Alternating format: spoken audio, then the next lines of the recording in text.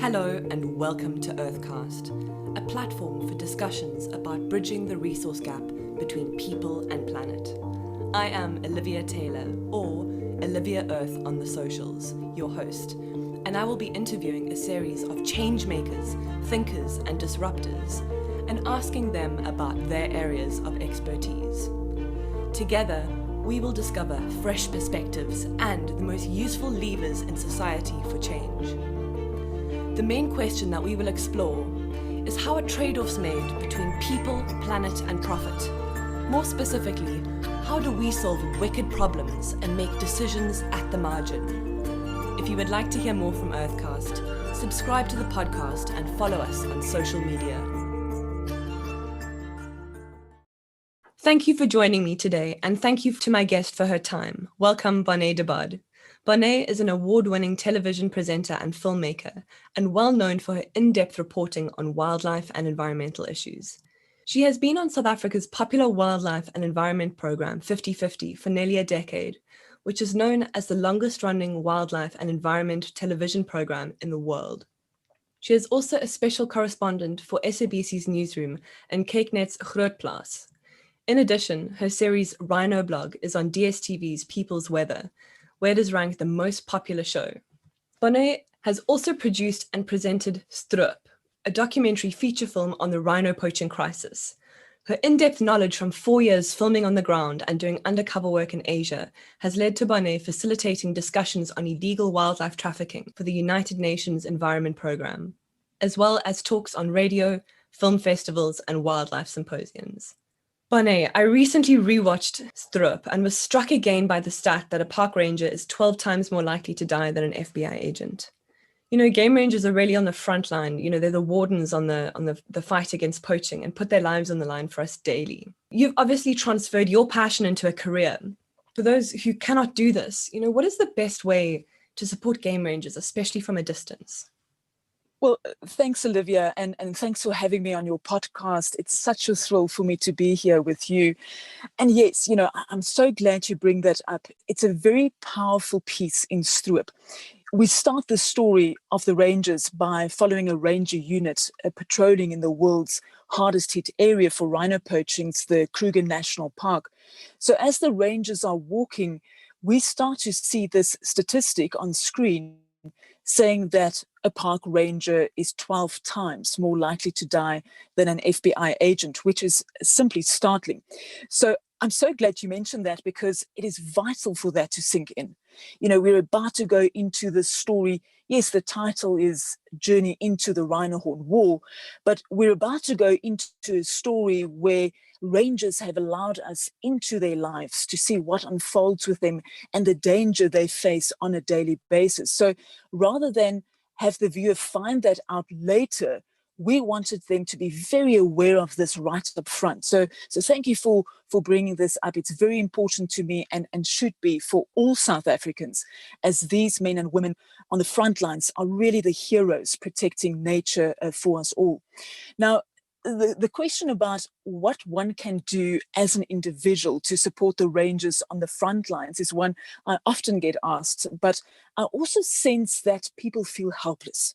You know, the battleground is so far removed from our lives here in the suburbs. But I want people and I want the listeners to know this. We can all do something. Of course, the first thing people can do is to donate financially. If we all give a few rands, it can actually make a difference. Now, sadly, and I have to mention this, there are a lot of rhino organizations out there raising funds that are not legitimate, and it angers me greatly to think that they are profiting off of rhinos. So please, if you can give financially, give to a credible organization that directly helps the fight on the ground. I always recommend the Sandparks Honorary Rangers.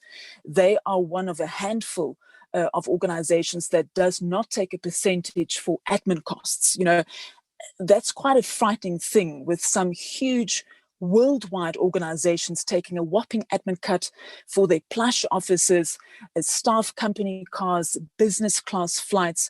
So the Sandparks Honorary Rangers does not do that.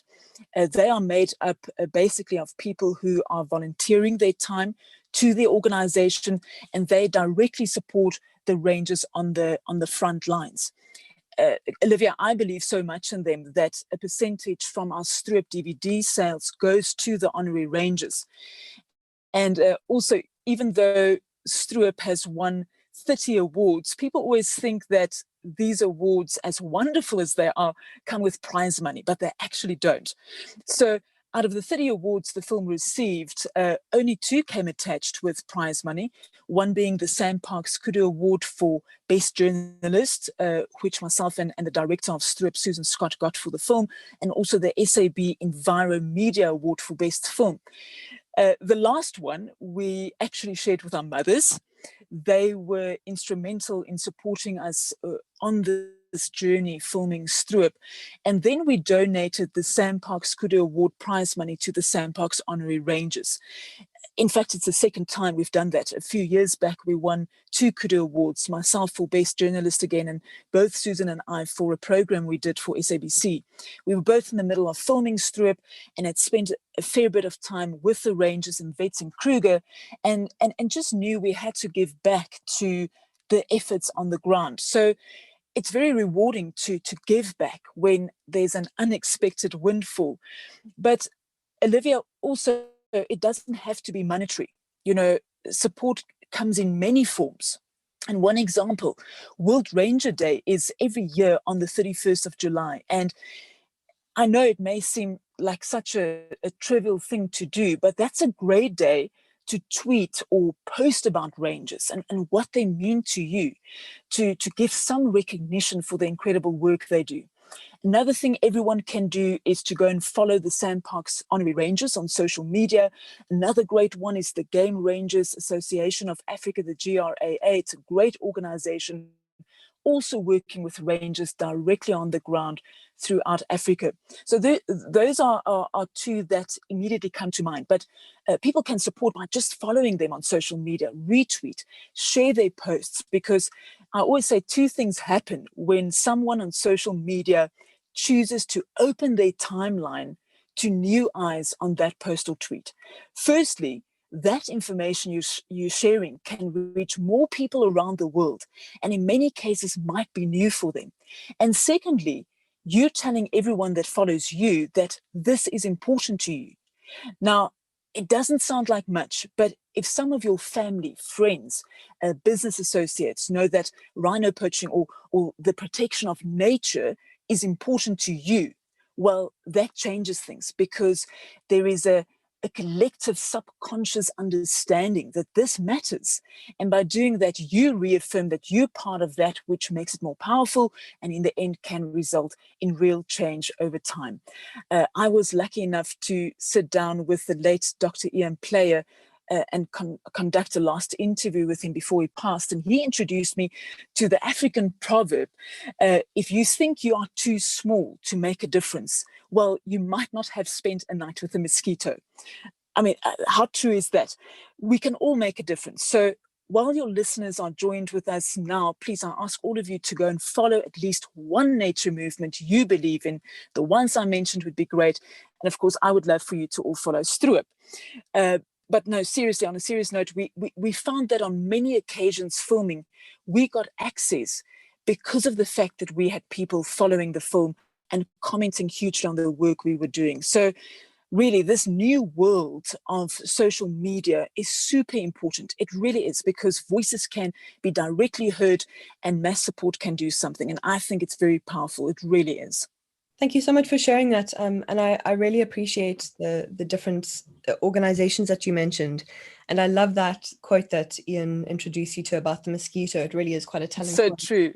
Yeah. And I also wanted to say, just for the listeners who don't know, World Ranger Day is on the 31st of July, which is going to be a Saturday this year. Yes. And so that's right. a day to diarize and maybe, I don't know, think about something that you can do to get involved on that day, even if it's just a retweet or a post. But Bonné, I wanted to ask you, what is inspiring your next film? You know, what is your biggest concern keeping you up at night, and what are some of the solutions that you are toying with? What issue is keeping me up at night? Well, I can literally say, Olivia, that air pollution is keeping me up at night. I don't know where you were, but here in the Joburg area about 2 weeks ago, there was such a stench in the early hours of every morning. So much so it was strong enough to wake me. And I also saw that people were quite vocal about it on social media, complaining about this rotten egg sulfur smell with terrible sinusitis, sore throats, and then the mainstream media jumped on it. See how important social media is. It is an on-the-ground temperature analysis, isn't it? We no longer have to sort of wait for the 6 o'clock news or tomorrow's newspapers to find out what's going on. I think it's wonderful. And it clearly had an impact because the Department of Environment, Forestry and Fisheries sent me an email stating that they were going to be launching an investigation. And just a few days ago, I received another email from the department saying that during the inspection, it was found that the release of sulfur dioxide and hydrogen sulfide from the Sasol plant were within the approved limits of the atmospheric emission license, the AEL, issued to them by the municipality. But very worrying, the statement goes further, saying that while initial investigations have shown that the sulfur dioxide levels were in compliance, levels of the hydrogen sulfide were found to have been elevated at times during that week in question. That's a worry. That is a huge worry. So that is actually keeping me up at night. And as it so happens, both Susan and I decided when we came back from filming Undercover in Asia for Stroop that we would look at making a film on air pollution, because the air pollution in Southeast Asia, which is known, you will know, as the worst in the world, was so severe that you can almost feel it. It's like this chewy, malleable, very toxic soup that you are walking in. In the morning, when you switch on the TV, the news reporters are giving warnings out on the air quality outside. The American Embassy in Hanoi has coded alerts for their staff, and everyone discusses the alert status. So it's very much on people's minds. And this toxicity in Asia has led to an increase in cancer in Vietnam. And it's quite frightening to see how it's impacted lives. And if you watch Stroop, you will know we make it very clear how the rise of cancer has led to the increase in usage of traditional medicine products, most specifically using rhino horn in combination with chemotherapy as a detoxifying agent. And this absolutely startled us, that an environmental impact on another continent, literally thousands of miles away, could have such a severe impact on another species, our rhinos being decimated here in Africa. So that idea of an environmental disaster on one continent affecting species halfway around the world got us thinking about what else air pollution is affecting. And that is our next big investigative feature film. We feel it's vital to explore this issue more in depth. Thank you so much for sharing. It's a really interesting perspective, and I often ask people this question, and it always surprises me what the answers are, because it's such a varied array of things that are worrying people. But it appears to me that everything is connected. And I've recently been studying in class this new or new concept to me of ukama, which is a Shona word for relatedness. To extend that analogy, it makes me think how all these environmental issues are linked at their very core. Absolutely. It's all interconnected. It's a web of life, and everything is interconnected. If you snap one of the threads on that web, the whole entire web will collapse. And that's how we have to look at the planet and all the environmental problems we are facing as humanity. Bonné, what do you consider the most successful thing that you have done? And what are some of the barriers that you've had to overcome in these successes? Mm-hmm. Well, I would definitely say the success of Stroop. I never in my wildest dreams, Olivia, thought it would be as successful as it was. Many South Africans now know about the rhino poaching crisis because of Stroop. The overseas reaction that the film got, the awards it received, the fact that kykNET screened it throughout Africa. Of course, that that success was what we wanted while we were making the film, but we hadn't planned on how we were going to get this massive awareness of the film and, of course, the rhino poaching crisis. Because at the beginning, we just sort of set out to tell a story so that no one could say, I didn't know. And I must be honest, I felt great pressure in the making of Stroop, because essentially the rhinos were our clients. And along the way, we bonded with the characters, the humans entwined in all of this. I felt the pressure, the weight that this could be such an important film. And that's what Susan and I both wanted, the film to be as important as it has become. So the fact that it got there and has created this awareness is really beyond my wildest imagination. So yes, that is the proudest thing, the most amazing thing that I've done. But as you also ask about barriers, the barriers to that success were huge. The first challenge was money, or maybe I should rather say the lack thereof. We knew we had to make the film independently to show the real, true and raw rhino story, and so not go the traditional broadcaster route. We both come from broadcasting backgrounds. As you mentioned, I was a presenter for the environmental and wildlife show 50/50 on our national broadcaster SABC, and Susan also worked for some of the biggest international broadcasters. But we didn't want to do a commissioned film because we knew we had to have the flexibility of time to tell the story. And to be quite honest, not to have a committee deciding the storyline based on advertising or political sensitivities. We always knew it was going to be a film about gruesome cruelty and corruption. And that's quite difficult to sell to a broadcaster. And more than once, we were told by those in the filmmaking broadcast industry that, yes, people are upset about the poaching crisis, but let's be honest now, no one wants to see a film on the rhino poaching, especially a South African film on the subject. We obviously felt very differently about this, and we became really driven the more we encountered this line of thinking. So we learned how to crowdfund using traditional crowdfunding sites like Indiegogo and Thunderfund. We also applied for film grants. We got 2 of them, but we also didn't get quite a few that we applied for. So persistence was key, really it was. And we built our social media audience, because that audience is actually like your commissioning editor. You now answer to them. We would film, run out of money, and then we would push a pre-order of digital downloads of the film on our socials, or sell calendars or edit 3 days. And we would then be able to go out again to film. So that was our biggest struggle, having to pay for the film and to get the film made. We also had incredible help from the Tanglewood Foundation in New Zealand, the Oak Foundation in the States. And that was huge for us, because they both saw our efforts on social media and they just said, here we go. We need you to get back out there and film. So again, that's why I'm such a proponent of social media. But, all this didn't come without some sacrifice on our parts. Myself and Susan, we quit our jobs for the broadcasters we worked for. We cashed in our investments. We sold our homes and moved in with our mothers to support the film financially. And as much as the public helped and the grants helped and the international sales afterwards, we will never really recoup what we put into the film. And that's okay. We never made it for that reason. The film achieved what we set out for it to do. And then I would say the second or the final barrier was getting the film seen. Making the film is one thing. Actually putting it in front of eyeballs is quite another, Olivia. So I spent hours, literally days, weeks planning the festival strategy.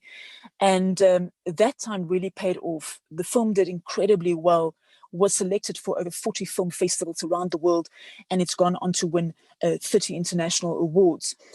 But just having the film do well also on the festival run doesn't mean you should stop. We brought the film back home to South Africa, and despite incredible publicity in our newspapers and on TV, radio, magazines, podcasts, you name it, Redbook, who collects this data, estimates that Stroop actually received nearly 50 million rands worth of free publicity here at home.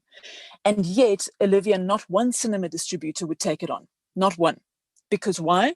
No one will watch a film about rhino poaching or a South African film. Only Hollywood films bring in local audiences to the cinema. But because we had this incredible media coverage and the support from public through our social media, we thought, well, we've done everything ourselves up to this point. We might as well carry on. So we hired cinemas around the country and released the film sort of bit by bit that way. And what followed was truly remarkable. We had sold out screenings in 16 cities and towns around the country. Our Cape Town screening, for example, sold out within 48 hours. And at each screening, people without tickets would arrive to see if they could take the no-show seats. I've never heard of that happening. It was just really incredible how many people supported Stroop. And at every screening, we would also do a Q&A afterwards, because for me, I just think the most important thing is to keep the conversation going after the film has been seen.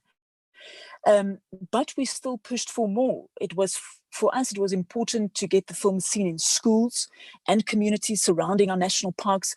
So we had a full week of screenings inside the Kruger National Park, not only to visitors in all the parks, but more importantly to the staff.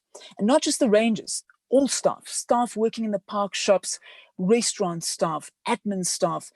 And all this exposure brought us our greatest achievement, airing the film on Mnet in prime time throughout South Africa and Africa to over 16 million subscribers on World Rhino Day, the 22nd of September 2019. And so it's actually ironic that in abandoning broadcast platforms, in the end, the film landed in such a huge way on Mnet, on MultiChoice. And since then, Olivia, the film has been released digitally in 7 languages in 80 countries around the world on all the major platforms: iTunes, Amazon Prime, Showmax, Google Play, and Vimeo On Demand. Bonné, that is incredible. Thank you so much for sharing that. Absolutely. It's we're just absolutely thrilled about the reception of this film on rhino poaching. And what it showed me also is that people care about what's happening to the species. I remember also being at these festivals, people would come up to us in the States and they would say, why do you keep referring to South Africa's rhinos? They belong to all of us. We should call them the world's rhinos. And that really gave me a lot of hope for the species and for the fact that, we as humanity can really make a difference. We can save the species from on the brink of extinction and make sure that we have wild rhinos in 10 years to come, and for the next generation and the generation after that as well. Absolutely. And to flip that narrative slightly, the way that I've started looking at it now is, perhaps it's not to save the rhinos, but to save ourselves in order to protect them. And that absolutely, yeah. That leads me to something else that I wanted to mention that you were talking about earlier. You're talking about the power of film, and it's particularly South African films. I was really inspired to see what NEWF Youth Conference Congress have been doing in Durban, and some of the films that they've been producing that have been coming out have been absolutely incredible. And other films that have really taken off recently have been the Bloodlines documentary by Ian Mishler and Pippa Hankinson, and, yes. and My Octopus Teacher, which was directed by Pippa Elrich. What an incredible film, and absolutely. Well done to them for being shortlisted for an Oscar. That's an Oscar nomination. I know. Yeah. Given a previous conversation we've had, I want to ask you or talk to you about a concern that you have with the current trend in wildlife documentary filmmaking of first world filmmakers bouncing into Africa to, I quote, tell the story, and then heading back home to heavily edit their findings to fit the commissioner's narrative. So, what concerns you most about this trend you call outdated? And how do you avoid colonial narratives in documentary filmmaking? How have you found it most effective to tell African stories authentically? Well, so these are very important points you bring up, but let's tackle the first one, and we'll focus on the rhino topic because we know it so well. This trend that I call outdated has been going on for years. Okay, so there is an idea by a well-known international newspaper or broadcaster to do a story on the rhino poaching crisis in Africa. They are living in America or England or Europe. And for them, reading articles, scientific journals, and they do great research, don't get me wrong, forms their idea of what's happening on the ground based on these reports that they've read. They then come through to South Africa to cover the rhino crisis based on what has been commissioned, how they have solved the story. So they've done no real work on the ground. They bounce in for a couple of weeks, sometimes only days, and then structure that narrative to fit their brief, the story that they have sold to their commissioners. And for me, that's a real worry, because there is work that needs to be done on the ground first. The story is not a fixed, rigid thing. It changes, it morphs, evolves when your eyes are open to things on the ground, when you start meeting the people who live with this day in and day out. So to cover such a complex and multi-layered subject like rhino poaching takes time. I really doubt that you could do it in a couple of weeks, hit all those important aspects around the crisis and tell a comprehensive story. It would be like me, for example, bouncing into the States to tell the opioid crisis story. Exactly the same thing. There is nothing like spending time, real time, with the people on the ground, absorbing all the hidden dynamics of the story. So for me, it is a worry that these neat little narratives are being shared overseas without the groundwork having been done. Also, with budgets failing in newsrooms, even less time, I think, will be spent. Now, of course, I also want to add that there are exceptions to the rule, as with anything. I know of some publications who have come to South Africa and really done the work on the ground, sit in court not once, but over weeks, and have told in-depth and very well-researched stories. And I would like to see more of that. And then to touch on your second part, how to avoid colonial narratives in documentary filmmaking. I think there is this tendency, especially with films coming out of Africa, a tendency to have this very Western outlook at how a situation on the ground could be dealt with better if it was done with a Western mindset. It's important to address and to be able to see that there are different methods and different situations on the ground in Africa that work differently to how they would work in Europe or America. And unless you spend time on the ground, what I've previously explained, that's very difficult to do and to look at. Let's take, for example, community involvement in wildlife. It was very important for us to be able to talk about this in Stroop. And although it was difficult and uncomfortable, I grew up in apartheid South Africa. I was a little girl going to primary school. And by the time I was a teenager and going to high school, it was the new South Africa. We had embraced democracy. So did I benefit from my situation I was born into? Of course I did. Of course I did. I mean, that goes without saying. There is privilege that existed for many South Africans, and we have to understand that and accept that. So going into the telling of Stroop, it was important for me to bring in my childhood of going to the Kruger National Park almost as a pilgrimage, a yearly event that my family would undertake. And to find out later in life and to realize that there were many, many South Africans that did not have that. Well, that is something that was important for me to bring out into the film. And I'm really glad I did, because there were so many people who came up to me after the film screenings, and a lot of people that messaged us, thanking us for handling this narrative, because traditionally filmmaking would glance over these realities and just focus on the beauty of Africa and its wildlife. And I hope and thankfully that is changing. And then, you say, how do you tell African stories authentically? Yes, I think that is a struggle for every filmmaker, and it was a struggle for us to convince many people who were interested in the film and had even said to us, well, we hope that you're getting an American celebrity in the film, or we hope that you're using an American actor to narrate the story. And we just said, no, why should we? This is a South African story told by two South Africans about a very tough South African situation on the ground. And in Europe and the States, I cannot tell you how many people came up to us saying how great it was to see the rhino story from our perspective, how we grew up in South Africa, and to see the story happening right there in your home country. So we knew we hit the mark when we had that response.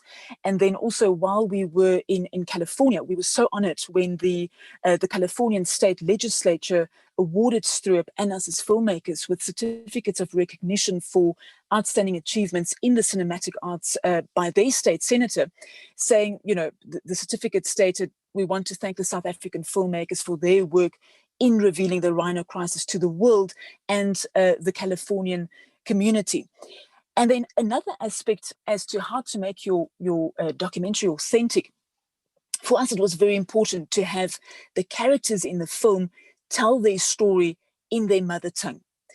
Many don't speak English as their first language, and that can be much more powerful than English.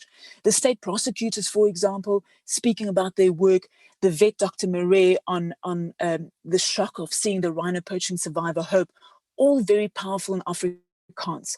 And I doubt that intensity would have been the same if they had spoken English, their second language. Canine Rangers spoke in Shangaan. And there is that line at the end of the film, Olivia, when he says, "Now I am like a bird whose feathers have been cut out. Whenever it tries to fly, it falls." I mean, how powerful is that? You get the absolute deep essence of what he has been through. And there is just no way you could get that across in English. It's just so beautifully said. So that was another way we incorporated to make the film more authentic. Thank you for explaining that. I appreciate that. It's really interesting to hear from your perspective how you incorporated those. I especially appreciate that it was told from your own perspectives and didn't try to tell a narrative that wasn't your own. So I think that was really lovely, and I really appreciated hearing people speak in their mother tongues. Even reading subtitles, hearing how someone articulates themselves in their own language can tell so much about how it really makes them feel.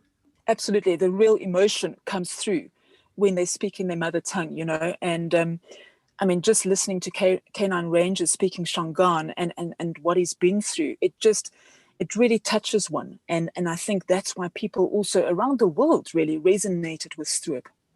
Bonné, the coronavirus outbreak has had a distinctively dehumanizing effect, reigniting old strains of racism and xenophobia. Dehumanizing narratives create really problematic scenarios in which racism can steer debates away from progress in the reduction of species extinction and biodiversity.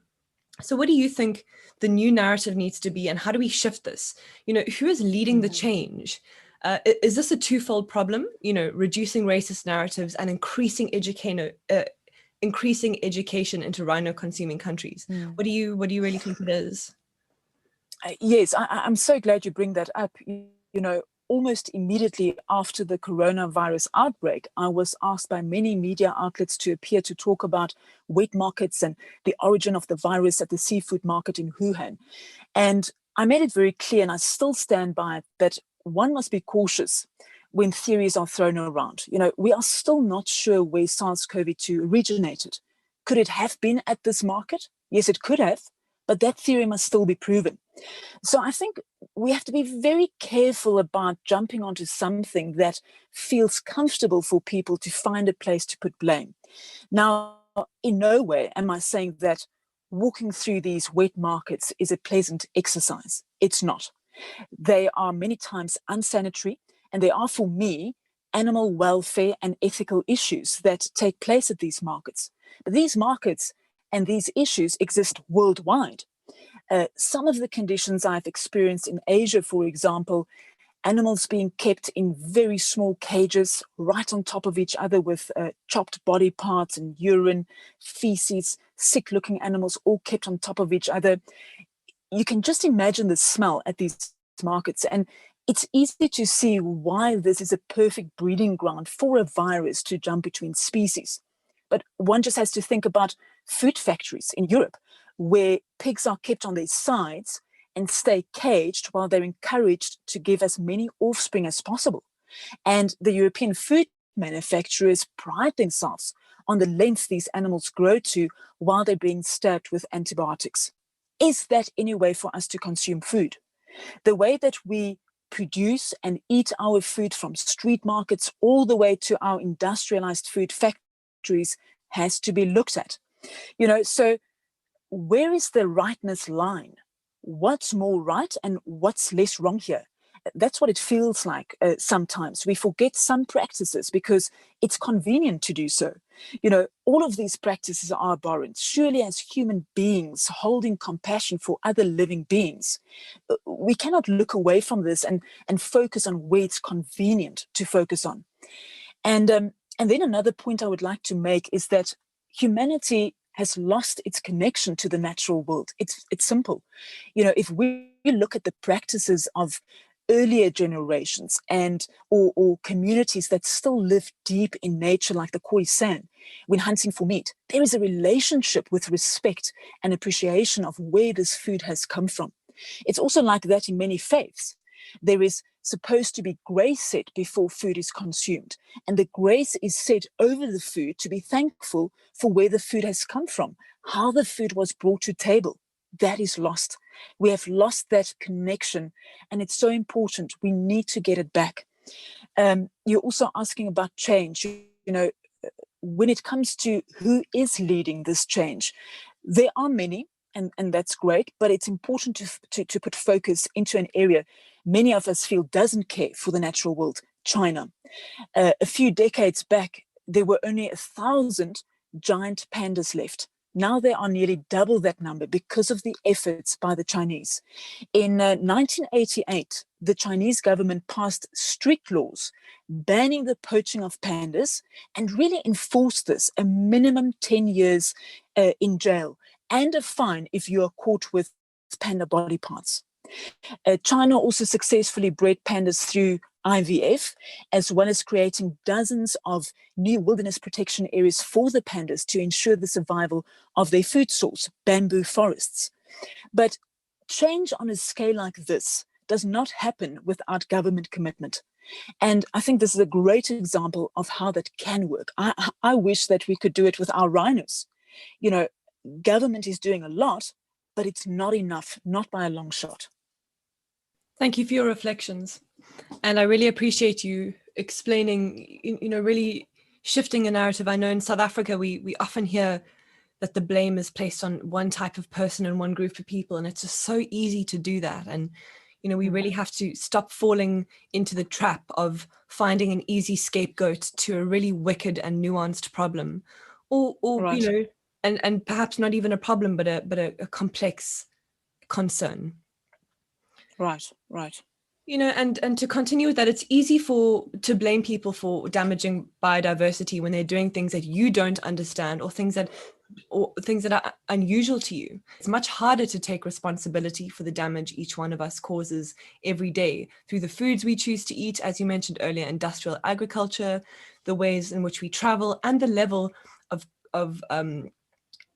comforts that we believe that we deserve. And I'm just going to quote here, "Very few ecosystems are not affected by wildlife trade," says Vincent Nijman, an anthropologist at Oxford Brookes University in Britain. But as Dr. Nijman points out, any solutions for tackling illegal wildlife trade are unlikely to work without the involvement of one major player, China. Thus, culturally nuanced approaches in demand reduction campaigns are not only vital because they may be more effective, but because they move beyond ongoing violent histories of cultural misrepresentation and racism. And this is what you were talking about earlier, the involvement of the government. So how would you like to see more culturally sensitive understandings of the illegal wildlife trade, with regards to product consumers and their motivations? Well, you've touched on a lot there, and I think all of it is important, but I want to stress that in particular when it comes to the rhino horn trade, and I'm talking here about illegal trade, and I'm not sure if your listeners are aware, so I just want to give a little bit of background. Here in South Africa, it is legal to trade in rhino horn, but only within our borders. As soon as the horn crosses the border, it is illegal because international trade in rhino horn is illegal and has been since 1977.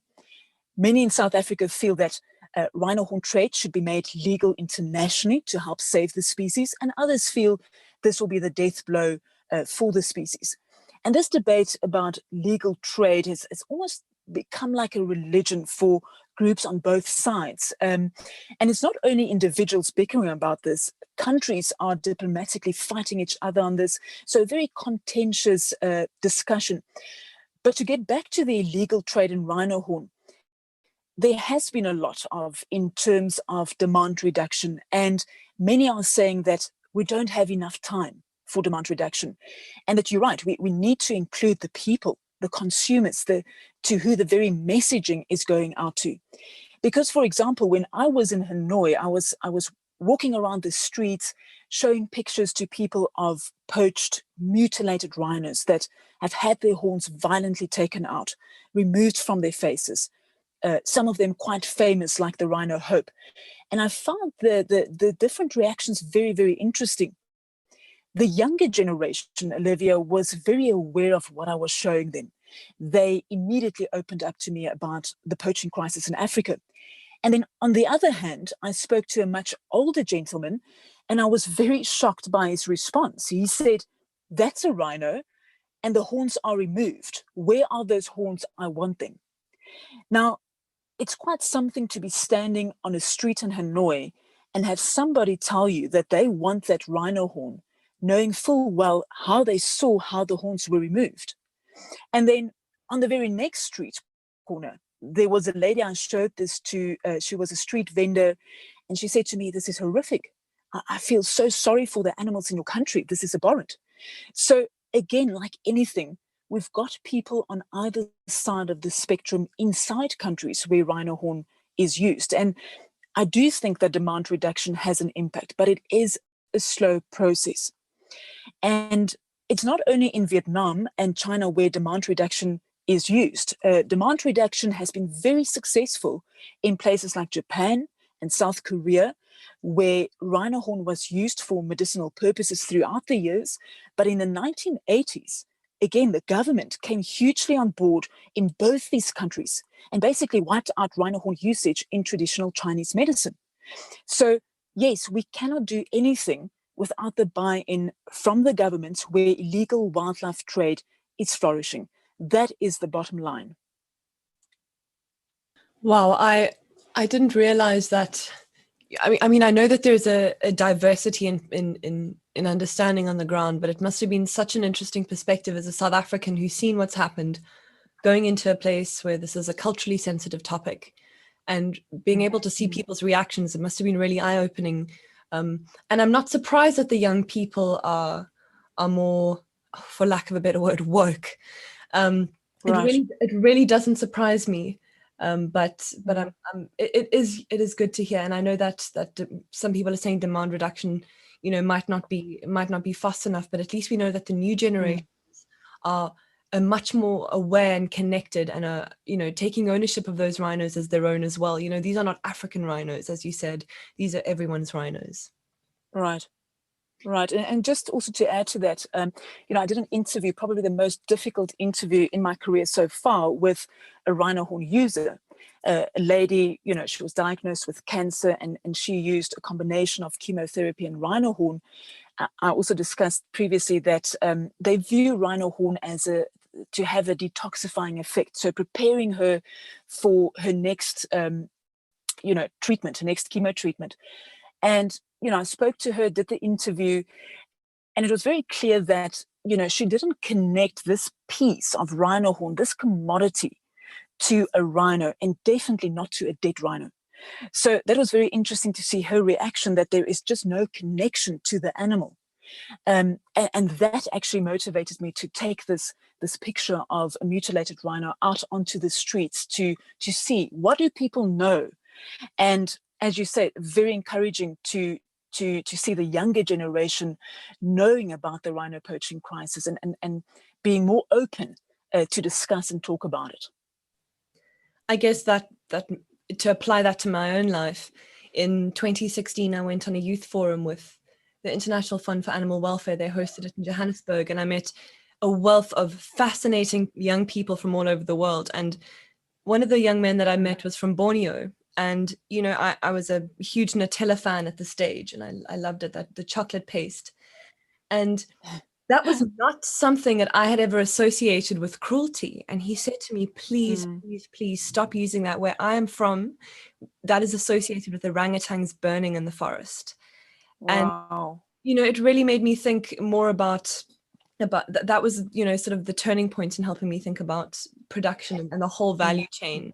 So, that's another example of an item that isn't obviously damaging and detrimental, but for my friend who saw that, I mean, he was heartbroken that I was using that product, and I just hadn't realized. But Wow. Bonné, in trying to capture useful stories as a presenter and a producer, where do you draw the line between privacy and good, authentic documentary?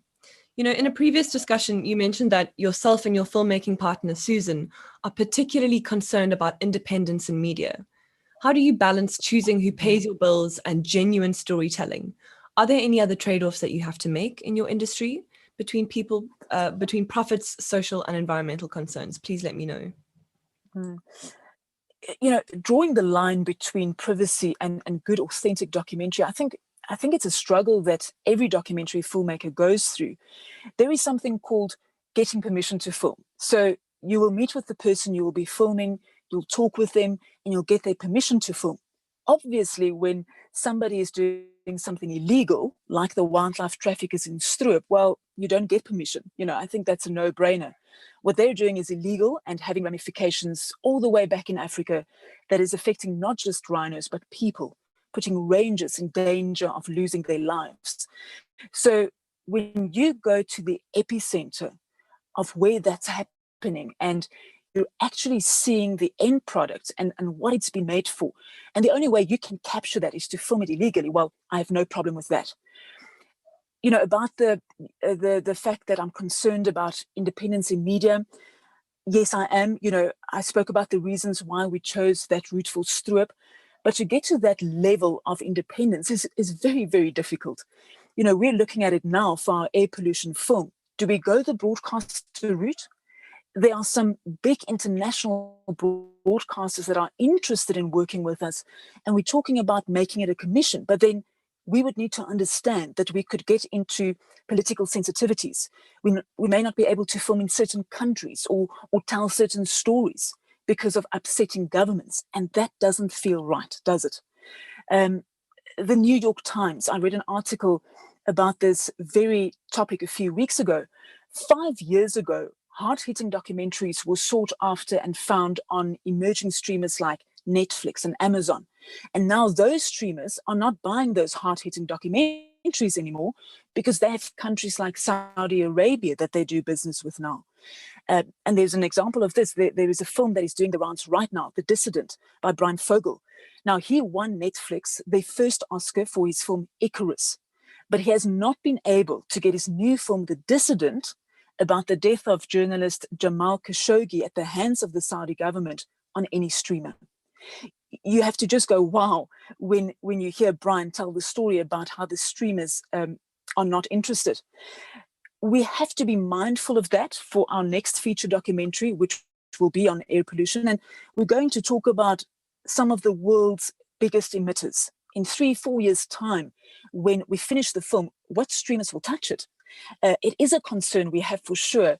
So, Olivia, we already know that we're going to have to take the independent route again with our air pollution film and tell the story we want to tell and hope somehow we get it in front of eyeballs.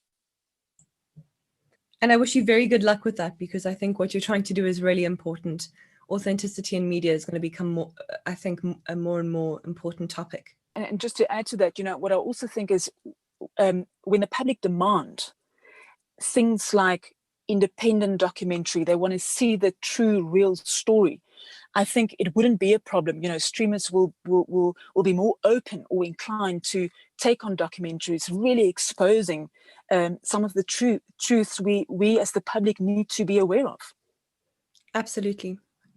And Bonné, before I ask my last question, I just wanted to say thank you so much for joining me. I really appreciate your time and for explaining some of these issues and also talking about some quite difficult issues. Thank you very much, Olivia. It's a great pleasure, and what a great platform to be able to discuss these important issues. So thank you very much. I appreciate that. And to my listeners, if you would like to follow more of Bonné's work, you can follow her on Twitter, Bonné_DE_Bod. or on Facebook at Bonné de Bod Official. So, Bonné, given your expertise, what question should I have asked you? Oh, goodness. I think you very cleverly managed to get about 3 or 4 questions in with each. So we've actually covered so much ground today. And I think you've done an outstanding job in doing that. So I don't think we have missed anything. But of course, I would have loved for you to ask me about the documentary film I've just finished with Susan called Kingdoms of Fire, Ice and Fairy Tales. So I'm going to use this opportunity to punt it a little bit. This has been, as I said, such an important but heavy discussion. So I'm going to take us into a lighter zone and tell you all about Kingdoms, which will be premiering on Mnet this April. It is very different from Stroop. It is an adventure quest to find 3 of Earth's epic wildernesses that capture magic. These places inspire awe and wonder. They are timeless, existing even before we walked on Earth. And going on this kind of journey, and I almost want to say this kind of deep journey, allows you to be as free as a person can be today. I think in all of us, there's a part that just wants to escape from it all, go into these kingdoms on the planet. Yes, where we feel how small we are, but again, it reminds us that we are still connected to where we come from. I think Kingdoms gives hope and reminds us that this season of the pandemic will pass and that there is a beautiful planet waiting to be explored. In Kingdoms, we explore 3 wildernesses in the film: the Yellowstone National Park in North America, the Black Forest in Germany, and then, of course, we had to travel to the top of the world, the Arctic Circle in Swedish Lapland. So I invite all of you to watch the premiere on Mnet in April. It is also available right now already on the streaming platform as Showmax, and very soon it will be available on other international digital platforms as well. Thank you for joining me today at Earthcast. If you enjoyed what you heard, please subscribe to this podcast and leave a review. Let's chat next episode, where I will be asking more creatives and intellectual disruptors about making decisions at the margin. See you next time.